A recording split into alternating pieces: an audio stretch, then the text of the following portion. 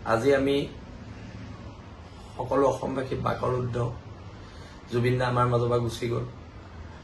সৌখিদিনা মোৰ লগত কথা হৈছিলে, মোক গুৱাহাটীৰ ষ্টুডিঅ'টো বনাই আছে তালৈ মাতিছিলে। সময়ৰ অভাৱত যাব নোৱাৰিলোঁ, মোৰ স্বাস্থ্যজনিত কাৰণত মই দিল্লীত আছোহি। আজি জুবিন দাক হেৰুৱাই সঁচাকৈ মই মৰ্মাহত। আৰু জুবিন দা য'তে আছে ভালকৈ থাকক।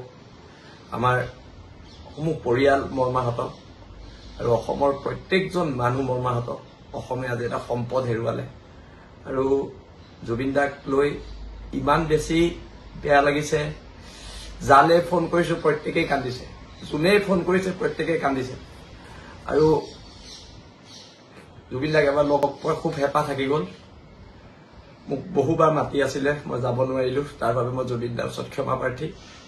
আৰু জুবিন দাৰ আত্মাই চিৰ শান্তি পাওক। ধন্যবাদ।